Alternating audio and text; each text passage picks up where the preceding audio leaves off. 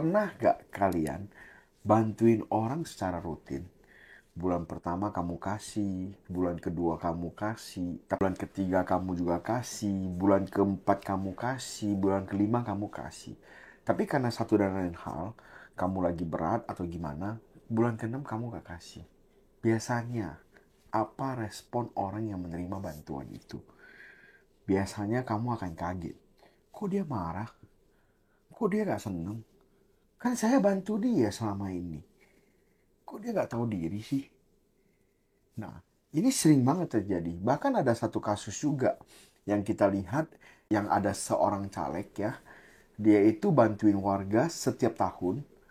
Terus dia mencalonkan diri jadi caleg. Warganya bahkan tidak berpikir bahwa dia berjasa. Yang pilih dia jauh di bawah ekspektasi dia. Akhirnya dia putus bantuannya. Warganya malah ngambek. Diviralin lagi. Gara-gara kalah caleg, bantuannya diputus. Nah, ternyata setelah klarifikasi dari calegnya, baru kita tahu. Ternyata yang nggak tahu diri itu, yang salah itu bukan calegnya loh. Bisa jadi warganya yang udah keseringan dibantu, Tapi udah gak terlalu berterima kasih lagi. Nah, hal ini tuh sering banget terjadi. Bahkan Robert Lupton itu sudah menjelaskan bahwa ada yang namanya toxic charity, yaitu bantuan yang jadi toksik. Nah, bantuan pertama biasanya orang itu merasa berterima kasih dan mengapresiasi. Jadi kalau kita bantu orang, kita bantu pertama kali, orang langsung merasa, waduh terima kasih ya. Langsung mengapresiasi, semua orang senang.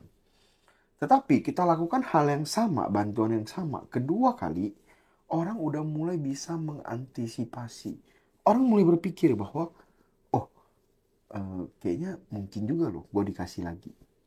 Setelah kita kasih yang ketiga, orang langsung mulai berpikir bahwa, orang langsung mulai berharap bahwa ada bantuan yang seterusnya.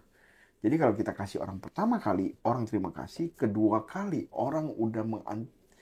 Ketiga kali, orang udah mulai berharap bahwa akan ada bantuan berikutnya. Nah, yang keempat kali orang menerima bantuan yang sama, orang itu mulai merasa dia itu berhak untuk mendapat bantuan itu. Begitu kita bantu yang kelima kali, mereka mulai bergantung terhadap bantuan itu. Jadi kalau seandainya kita sudah dibantu berkali-kali, ada sebuah kecenderungan yang namanya toxic charity ini, kita mulai bergantung dan kita mulai merasa kalau kita gak dapat bantuan yang sama, orangnya keterlaluan, orangnya jahat atau lain-lain gitu. Jadi hati-hati dengan pemikiran-pemikiran seperti itu. Biasakan kalau kita terima bantuan orang lain, kita jangan berharap yang kedua dan seterusnya. Walaupun pasti secara tidak langsung kita punya kebiasaan seperti itu. Nah, biasakan juga kalau kita bantuin orang lain, kita harus kasih pengertian. Saya paling suka ya, kalau seandainya kita mau nyumbang, biasakan itu nggak perlu namanya tertulis. Karena itu akan menimbulkan sebuah ekspektasi bahwa tiap tahun kita harus nyumbang. Satu. Kedua, gak usah pamer juga kan gak ada yang tahu kita yang nyumbang. Nanti kalau seandainya kita tahun ini nyumbangnya 100 juta nih seandainya, tahun depannya turun 50 juta, orang pasti kaget, ih kok turun, jangan-jangan bisnisnya lagi gak bagus, jangan-jangan lagi ini. Tapi kalau gak ada namanya kan gak ada yang tahu gitu. Jadi hati-hati dengan perilaku toxic charity ini. Jangan sampai kita jadi orang yang menerima bantuan gak tahu diri, ataupun jadi yang memberi bantuan malah tersakiti. Gimana menurut kalian? Tolong komen di kolom komentar. Thank you.